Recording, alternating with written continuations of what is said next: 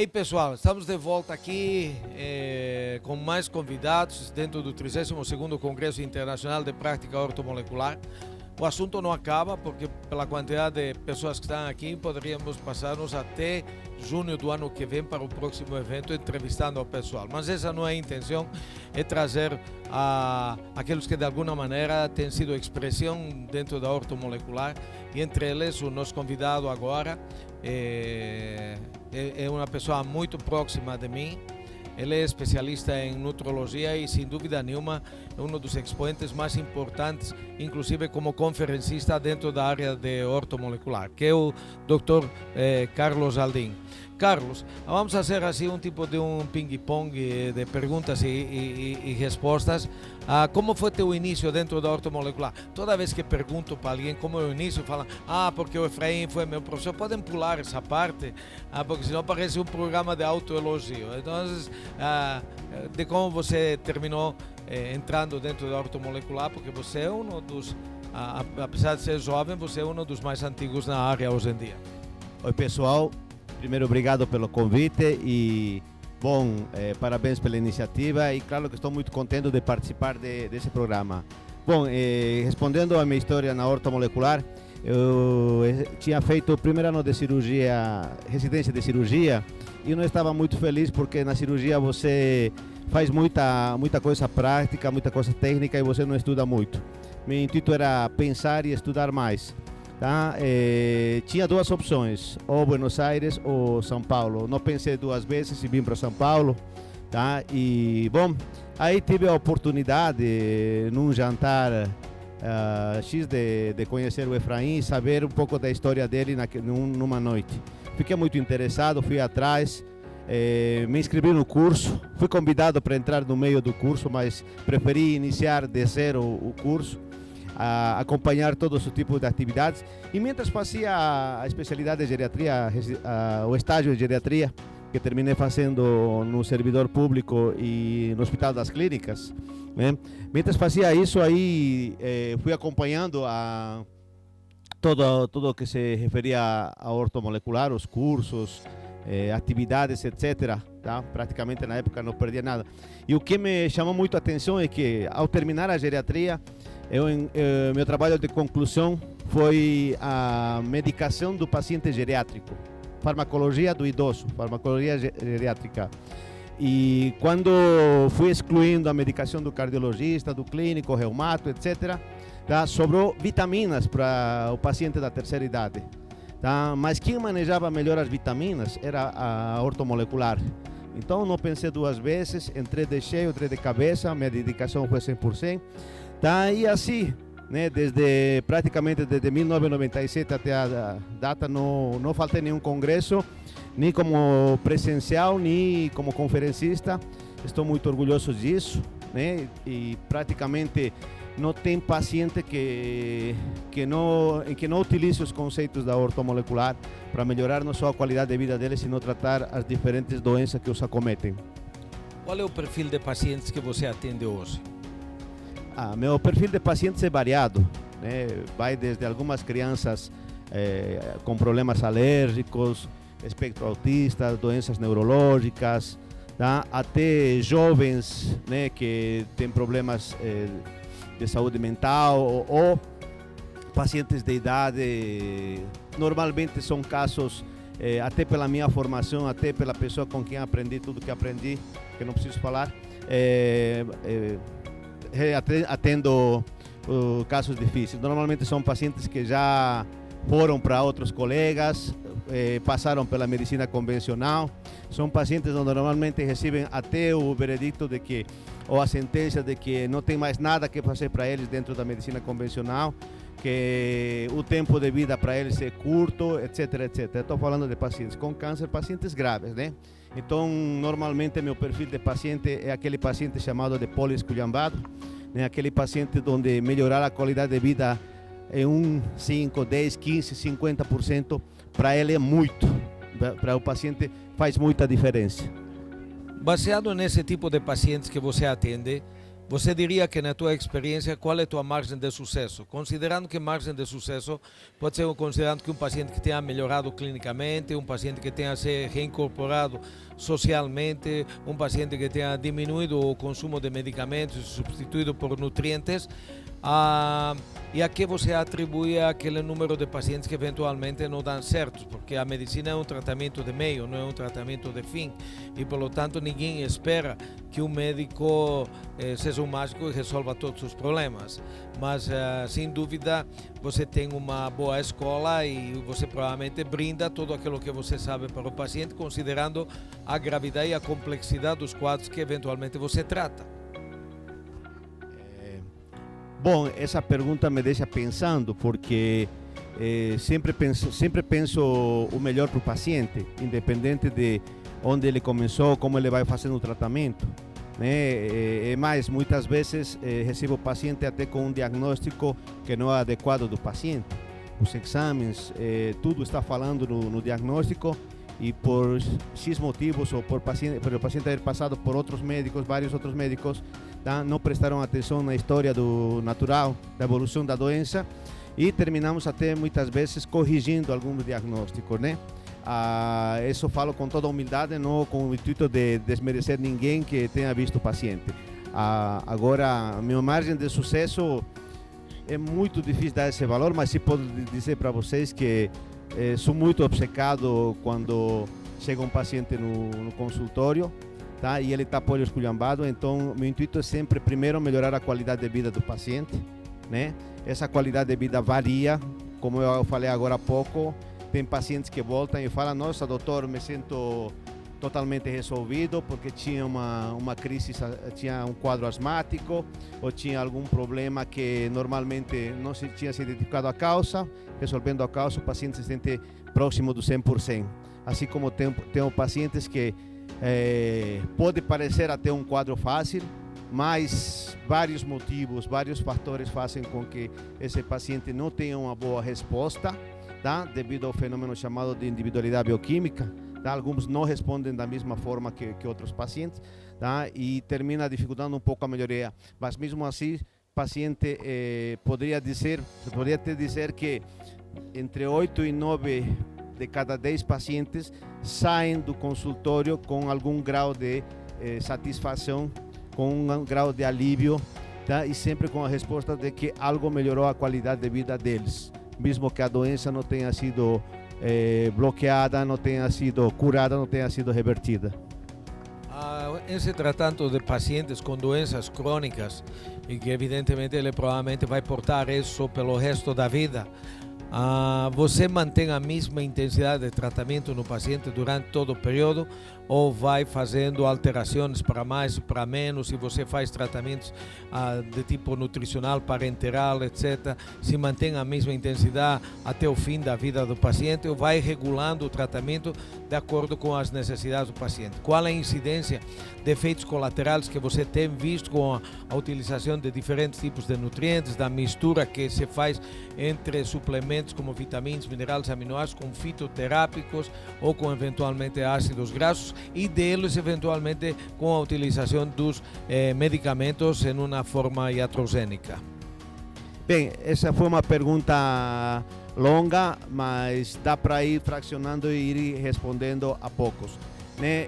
Nenhum paciente normalmente fica com o mesmo tratamento ou fica com um tratamento definitivo, né? A medicina ela está evoluindo rapidamente, a ciência evolui, todo dia tem artigos novos, trabalhos novos, né? E coisas novas se publicando. Então, se tem um paciente com uma doença crônica, normalmente sim tem um tratamento inicial que normalmente dura aproximadamente 30 dias. Sempre revejo meus pacientes depois de 30 dias da primeira consulta, tá? Até como uma forma de ver como foi a resposta, como ele se deu com a medicação, tá? Pedir alguns outros exames que ele precise realizar, como perfil hormonal, diagnóstico por imagem, o que for, né?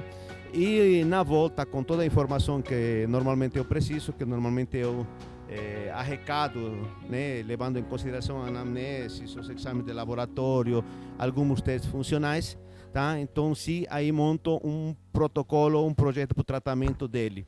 Tá? Nesse protocolo, o objetivo é sempre reduzir a quantidade de medicação possível no paciente. Até pela minha formação inicial de geriatria, de geriatra, né, tenho muito paciente que vem, parece uma polifarmácia, vem tomando vários medicamentos e muitos medicamentos sumando efeito colateral de um protocolo inicial, de um tratamento inicial, né?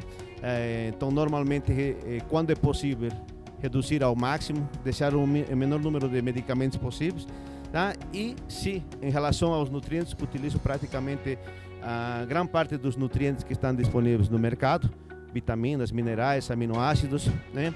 Normalmente os utilizo por via oral. Quando vem o caso, utilizo alguns protocolos por via intramuscular ou por via endovenosa, né? Mas os protocolos nutricionais, as formulações com vitaminas, nutrientes e demais, sempre tem um objetivo de substituir no que é possível ou complementar o que a medicação não consegue, né? No meu ponto de vista, é uma diferença muito importante. Todo nutriente tem o potencial de nutrir o corpo, mas ao mesmo tempo há nutrientes que têm um potencial terapêutico muito importante, muito interessante. Isso já se sabe desde a época de Hipócrates, né? Então, toda vez que se tem uma possibilidade de resolver uma patologia, por um lado com nutrientes, por outro lado com medicamentos, óbvio que vou pensar sempre primeiro dos nutrientes, né? E quando não der o caso, associarei o nutriente aos medicamentos. Mudando de tema rapidamente, qual foi tua experiência de ser professor em uma faculdade de medicina, em cursos selectivos relacionados à nutricionômica e à prática ortomolecular? Como você viu a expectativa dos meninos em relação às aulas que foram dadas? E se você tivesse que dar uma mensagem a um estudante de medicina em relação à perspectiva dentro do ortomolecular, qual seria aquela que você daria para ela? Bom, atualmente temos um curso na Faculdade de Medicina do ABC. Temos, aliás, 2 cursos eletivos, né? Inclusive com a possibilidade deles virarem matéria no futuro. Essas 2 disciplinas são de Medicina Integrativa e Nutrologia Ortomolecular, né? E normalmente são abordados todos os temas básicos ou importantes da ortomolecular dentro dos cursos, né? A princípio, os alunos ficam um pouco surpresos da forma como aplicamos a bioquímica dentro da medicina. Ortomolecular não é nada mais, nada menos que aplicar a bioquímica dentro da medicina, não? Então, quando eles veem todos os mecanismos bioquímicos que explicam as doenças, que explicam os mecanismos fisiológicos, fisiopatológicos e ao mesmo tempo podem ser corrigidos não apenas com medicamentos, sino também com nutrientes, se vê que desperta um interesse muito grande neles, tá? E eu fico muito feliz, fico muito motivado por isso, tá? Fico muito motivado. E a mensagem que posso deixar para eles em relação ao futuro e ao que vem, tá? Na virada do século, a medicina passou por 2 mudanças muito importantes, tá? Em 2003, Watson e sua equipe completaram o sequenciamento do genoma humano. Quando eles terminaram isso, tá, fizeram esse trabalho, tá, não tinham muita informação, porque não se tinha trabalhos em cima disso. Antes disso, o genoma era interpretado, a genética era interpretada como algo obscuro e algo de pouca utilidade prática, né? Mas hoje tem tudo a ver com aquilo que a gente faz, né? Os genes se comunicam constantemente com tudo o que acontece dentro do nosso organismo. E o segundo fenômeno que aconteceu é que a medicina mudou radicalmente. A medicina não é só hoje ver sinais, sintomas, diagnóstico, tratamento e pronto. Não. Hoje você requer conhecer conceitos bioquímicos, você precisa entender o que está acontecendo com o paciente, por que ele tem uma fadiga, por que tal sistema não está funcionando adequadamente, tá? Então, você tem uma interpretação muito melhor entre o que está acontecendo nos genes, tá? E o que está acontecendo bioquimicamente, o que chamamos de expressão gênica nos pacientes, né? Então, somado a isso, tá? Você tem uma melhor perspectiva, não só um melhor conhecimento do teu paciente, senão uma melhor perspectiva para formular tratamentos, para poder acompanhar, para poder orientá-lo e assim por diante. A base da ortomolecular começou na oxidologia. Quando se começava a falar no início da década de 80 sobre a presença dos radicais livres. Na época era o fim do governo militar, estávamos começando a democracia e todo mundo que falava em radicais livres achava que eram comunistas que acabaram de ser liberados da cadeia. Como você explicaria ao público que nos acompanha, que é um público mixto, que é um público formado por médicos e por não médicos, que é o conceito de radicais livres, como interpretá-lo? São todos eles ruins para o organismo? Tem algum efeito benéfico? O fato da natureza nos ter oferecido estes radicais livres não nos teria colocado só para nos fazer mal? Então, dá uma mensagem ilustrativa de que são os radicais livres, de que maneira eles fazem mal e de que maneira eles podem fazer bem. Tá. Bom, quando avaliamos um paciente e olhamos para qualquer mecanismo bioquímico, nós vamos ver que todos os elementos dentro do nosso organismo formam uma U, famoso mecanismo U, ou a curva em U, né? Onde se algum mecanismo bioquímico que está produzindo alguma substância está em menor quantidade, isso vai afetar o nosso organismo. E se ele está em quantidade demais, também vai afetar nosso organismo. Então, cada elemento tem, obviamente, tem um nível ótimo, um nível médio, que é extremamente importante. Aquilo que normalmente chamamos nos exames valor de referência, ok? Nosso organismo trabalha com oxigênio. O oxigênio é muito importante, né? Tanto que 99% do oxigênio que respiramos vai formar energia, vai até as mitocôndrias, forma ATP, que é nossa energia, nossa moeda corrente para poder realizar todas as funções e fazer os trabalhos do dia a dia, né? Só que, além disso, há uma pequeníssima quantidade, né? Alguns autores falam em menos de 1%, outros falam até 2%, etc., tá? Que entra num mecanismo chamado de formação de radicais livres, né? Tá? Que significa radical livre? Que é uma pergunta que se fez. Radical livre é nada mais nada menos, né, que um átomo ou uma molécula que na sua órbita mais externa tem um elétron ímpar, né? Seja porque está a menos ou seja porque está a mais. Tá? Esse mecanismo de, por exemplo, se o elétron ele aparece num átomo ou se acrescenta um átomo ou uma molécula, tá? Se chama redução. E se esse átomo ou molécula ele perde um elétron, se chama oxidação. Então, através desses mecanismos de oxidação e redução, que são importantes, que normalmente são chamados mecanismos redox, né? São importantes para a vida. Então, num princípio, essa formação de radicais livres que acontece na mitocôndria, no mesmo lugar que é produzido a energia, o ATP, ela tem algumas funções fisiológicas importantes relacionadas à imunidade, tá? Relacionadas à multiplicação celular, ativação de hormônios, como o caso da tiroides, por exemplo. Sem os radicais livres, né, a tiroperoxidase, a enzima que trabalha com iodo, não conseguiria ativar o iodo, que é um iodo oxidado, e é a partir dele que se formam os hormônios tiroidianos, né? Tá? Então, mientras existe uma produção pequena chamada fisiológica de radicais livres, eles têm efeitos benéficos. O problema é que esse mesmo mecanismo pode ir por um lado negativo, principalmente em presença de fatores de risco como quadros de intoxicação, alimentação inadequada, industrializada, falta de atividade física ou sedentarismo, ou inclusive até o próprio estresse crônico ou alguma doença inflamatória. São responsáveis por aumentar essa produção de radicais livres em milhões ou trilhões de vezes, né? E quando aumenta essa formação de radicais livres, as células que têm um mecanismo de defesa para contrarrestar, se não conseguem neutralizar, esses radicais livres produzem lesão das membranas celulares, dos tecidos, dos órgãos, dos sistemas e assim por diante, até levar isso a uma disfunção ou a um quadro patológico. Bom, você sabe que o assunto de ortomolecular é interminável. Poderíamos nos passar horas, dias e semanas conversando.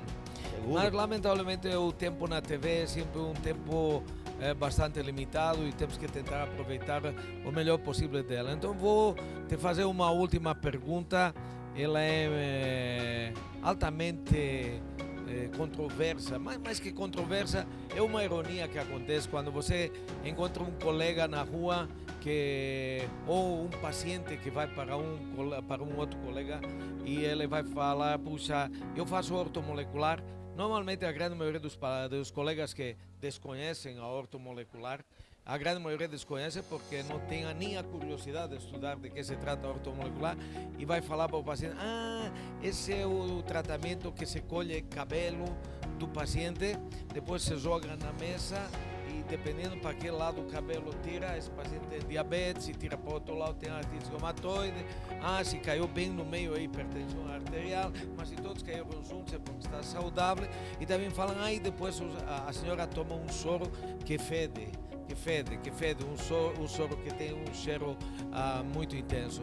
Então vamos clarificar para o público em que situações, e que são muito poucas, se utiliza realmente o exame de cabelo, denominado de mineralograma de cabelo, que se pode usar no cabelo, se pode usar no plasma, se pode usar na urina. E em segundo lugar, para que as pessoas entendam em que situações se usa o soro que fede, porque o que fede se chama DMSO e o DMSO é aprovado mundialmente para o tratamento de cistite intersticial, mas que pode ser utilizado, é o mecanismo que se usa até para fazer transporte de órgãos que são retirados do odor para o receptor. Então seria interessante você aproveitar esses poucos minutos que nos faltam para encerrar esta entrevista para explicar ao público em que se trata quando se usa um mineralograma e por que o DMSO. Primeiro que quando falamos em ortomolecular, estamos falando em bioquímica aplicada à medicina. A ortomolecular não é nada mais e nada menos que uma ponte entre a medicina e a bioquímica, né, e o paciente.